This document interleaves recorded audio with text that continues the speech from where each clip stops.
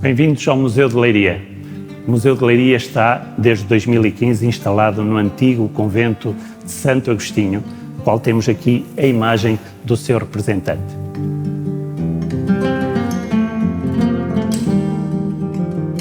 O atual Museu de Leiria deriva de uma ideia antiga de museu criada em 1917, o Museu Regional de Obras de Arte e Numismática.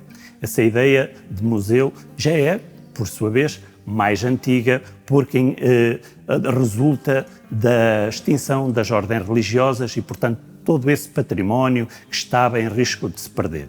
Aqui, em Leiria, esse museu foi criado, mas, na verdade, os leirienses nunca tiveram possibilidade de usufruir e de conhecer essas coleções, de maneira que a instalação, então, aqui em 2015, no convento de Santo Agostinho, desse museu regional antigo, com as suas coleções, foi um duplo recuperado património para a cidade e para os seus habitantes, pois passaram a ter acesso a um espaço secular, assim como passaram a poder usufruir dessas coleções que o museu recolheu logo nos inícios da Primeira República. Não era desse tempo e desse museu regional esta temática que vamos abordar agora, logo aqui no início da exposição permanente do Museu de Leiria, precisamente porque ainda não era conhecida. Nós aqui temos uma paisagem do Jurássico Superior, uma paisagem que resulta do conhecimento e das descobertas efetuadas numa mina de carvão existente aqui num espaço urbano, num lugar chamado Guimarota. Então, nessa mina de carvão da Guimarota, explorava-se carvão e a determinada altura, porque já não era lucrativa essa atividade, essa mina fechou e foi mais tarde reaberta, apenas com fins científicos, para se descobrirem alguns dos animais mais antigos do planeta, estamos a falar de 150 milhões de anos, e em concreto dos mamíferos, alguns dos mamíferos mais ancestrais conhecidos no mundo, com destaque para um animal que ficou com o nome da nossa terra. Estamos a falar do Enclotherium guimarotae.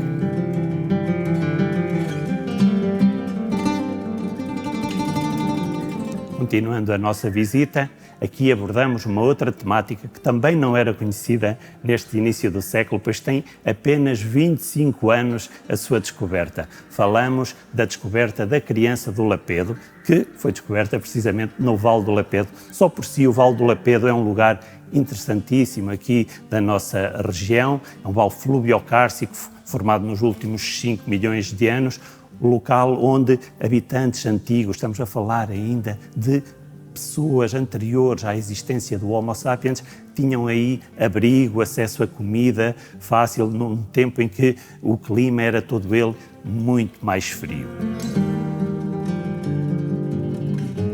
A criança do Lapedo é uma descoberta fantástica da arqueologia portuguesa, porque nos permite ter acesso a conhecimento raríssimo. Esta criança foi o único humano que viveu na Península Ibérica entre 40 e 20 mil anos antes do presente.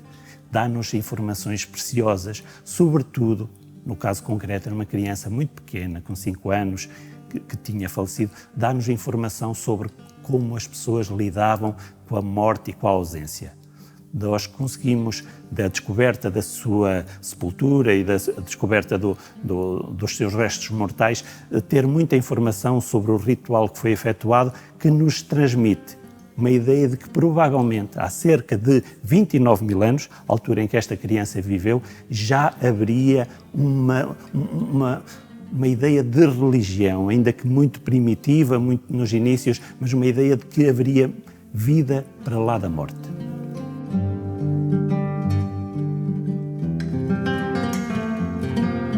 Acabamos de falar da descoberta de uma criança que viveu há 29 mil anos, portanto, no tempo em que os homens ainda não eram sedentários. Aqui, pelo contrário, falamos dos inícios da sedentarização e da descoberta da agricultura, no fim de contas. Ela não foi descoberta, obviamente, no nosso território, foi transportada de outros lugares, nomeadamente do Médio Oriente, mas o que nós temos aqui são vestígios da fabricação de recipientes para a recolha e também a conservação desses cereais preciosos que passaram a permitir a vida com mais facilidade a estas populações.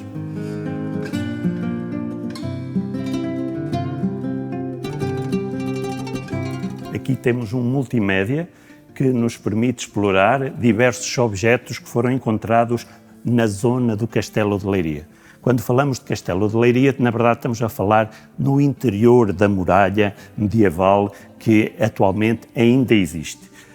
Podemos fazer várias abordagens àquele lugar, desde a origem geológica do sítio onde assenta essa fortaleza até objetos que nos relatam que, de facto, aí aconteceram episódios bélicos da história de Portugal, como, por exemplo, a fase da Reconquista, altura em que houve aqui combates entre cristãos e muçulmanos, nomeadamente com o fundador da nossa nacionalidade.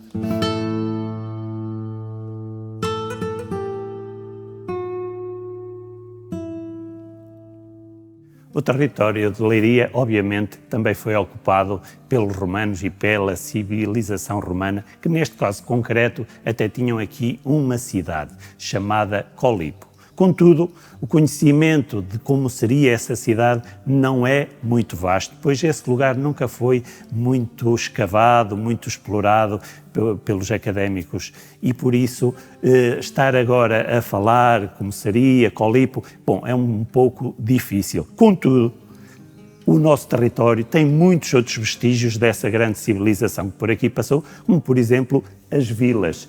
Existem inúmeras vilas no território de Leiria e inclusive no espaço urbano do que é atualmente a cidade de Leiria, que nos falam então de como os romanos exploraram este território. Eram lugares, estas vilas grandes, com muitos escravos, por exemplo, a trabalhar e que se dedicavam à exploração do território, como por exemplo a agricultura, a mineração, a própria exploração do sal, etc.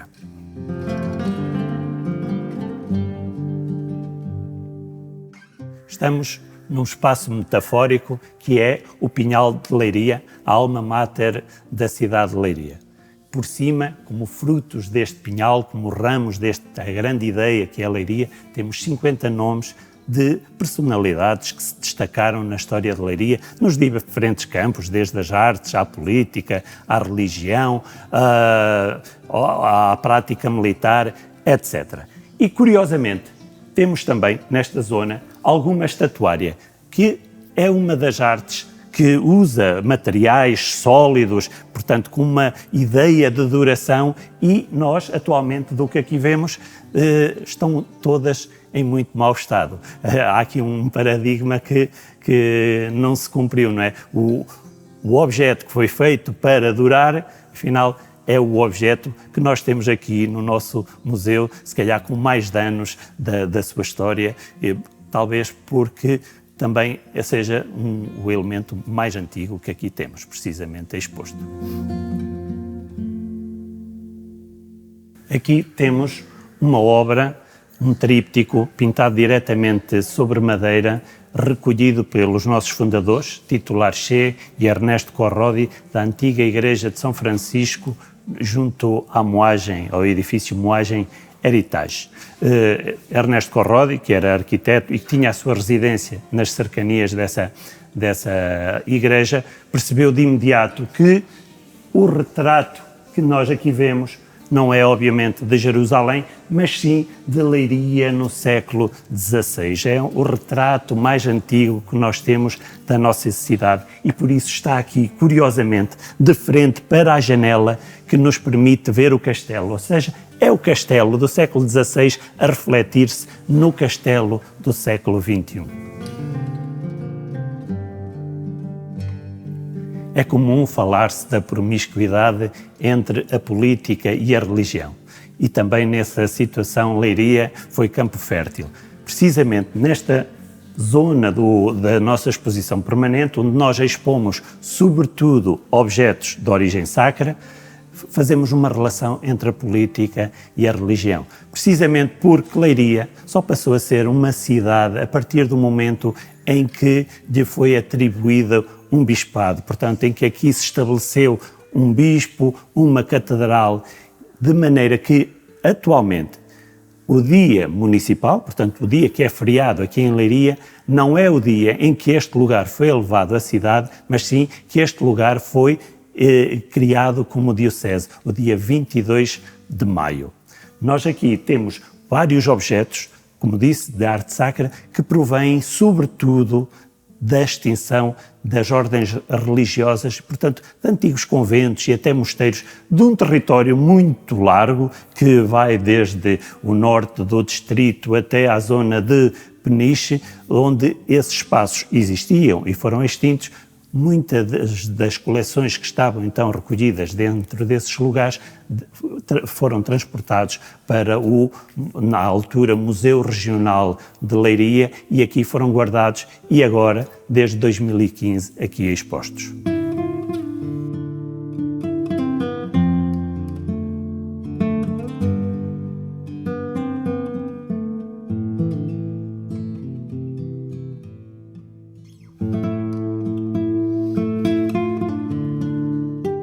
Aqui temos já a pintura do século XX, um grande artista leiriense, mas conhecido em território nacional, de modo geral, o antigo professor da Escola António Arroio em Lisboa. Falamos de Lino António, que faz um retrato um pouco imaginado de como era Leiria no primeiro quartel do século XX, e aqui com destaque para o edifício onde nós estamos neste momento, que é o antigo convento de Santo Agostinho, atualmente Museu de Leiria. Temos a Senhora da Encarnação, que dá nome precisamente ao quadro, e ao fundo dessa escadaria um edifício que já não existe, mas que ainda povoa as memórias de alguns leirienses, uma antiga praça de touros. Aqui no Museu de Leiria gostamos de nos assumir como pessoas com um bom sentido de humor e por isso escolhemos 2 temas para finalizar a nossa exposição permanente, podem ser vistas como sendo temas humorísticos. Estamos a falar de BD, estamos a falar de cartoons, como é o caso desta imagem que temos aqui nas minhas costas. Uma imagem feita no ano 2000 por Alex Gaspar e que fazem um retrato mordaz, muito ácido, do que era Leiria nesse período. Uma cidade que estava a fugir a alta velocidade a fugir, a correr, a lançar-se nesse desfiladeiro que é, nesse penhasco, digamos, que é a construção desenfreada, a eliminação de espaços verdes, um bom sítio, digamos, para o carro viver.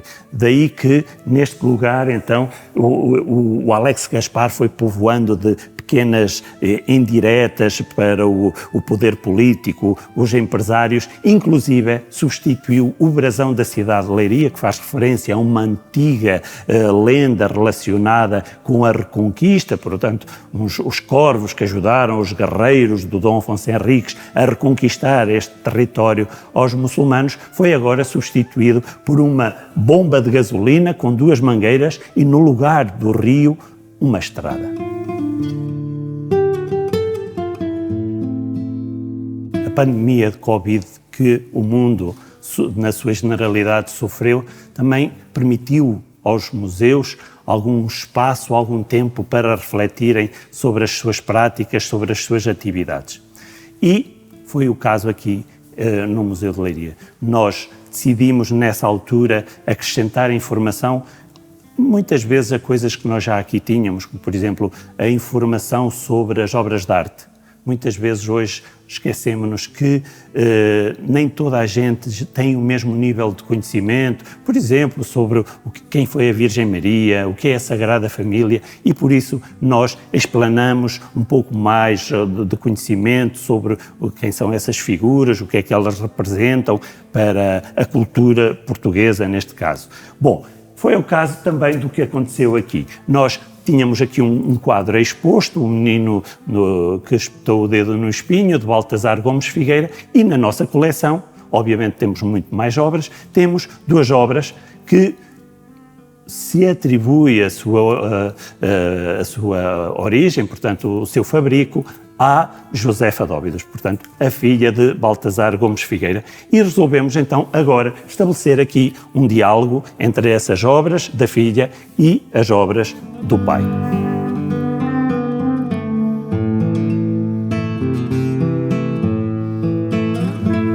Finalizamos a nossa exposição permanente falando do BD, um tema que, pessoalmente, me é muito caro. Em concreto, falamos aqui de 2 irmãos que tiveram uma curta vida, faleceram ambos no mesmo ano, 1943. Falamos de Sérgio Luís e Guy Manuel. Em concreto, do Sérgio Luís, o que nós podemos dizer é que era um rapaz com uma saúde débil, mas muito, muito criativo e que criou podemos dizer, um alter ego do Tintin.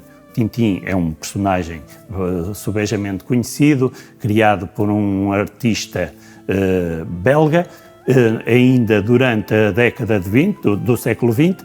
O boneco rebelde, que é a criação do Sérgio Luís, é uma criação que dista cerca de 10 anos, então, do Tintin. Curiosamente, eram ambos, quer o boneco rebelde, quer o Tintin, publicados na revista O Papagaio, que é a primeira revista que publica, então, o Tintin em Portugal. Aliás, Portugal é o primeiro país não francófono a publicar o Tintin.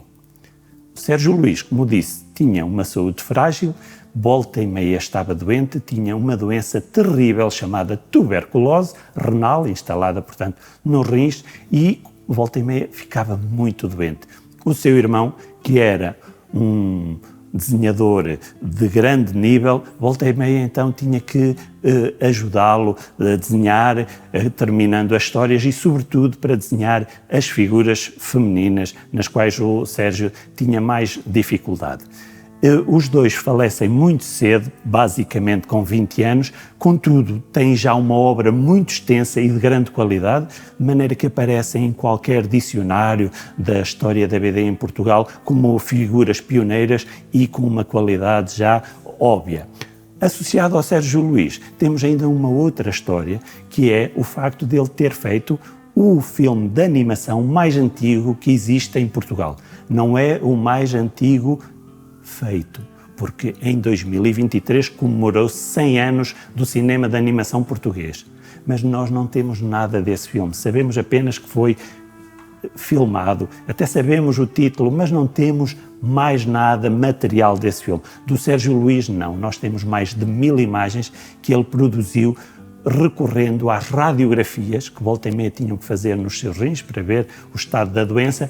Ele, com ácido, tornou essas radiografias transparentes, recortou-as, colou-as, ou seja, fez um filme gigante, como existia antigamente nas máquinas fotográficas, e sobre elas fez desenhos sequenciais que, felizmente, chegaram até nós.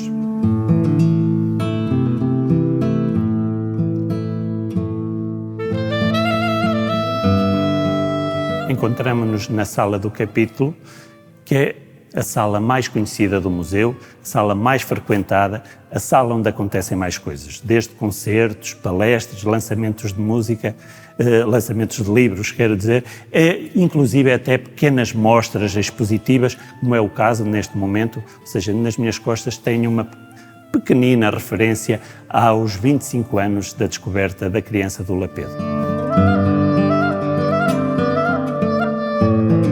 Terminamos a nossa visita aqui no claustro do Museu e do Convento de Santo Agostinho, um lugar muito aprazível, procurado por adultos apenas para desfrutarem deste lugar, por crianças para brincarem, por nós próprios. Fazemos aqui muitas atividades, serviço educativo, pequenas exposições, fazemos também peças de teatro, música e é um ótimo lugar, como digo, para vos dizer adeus, até à próxima, esperemos que apareçam.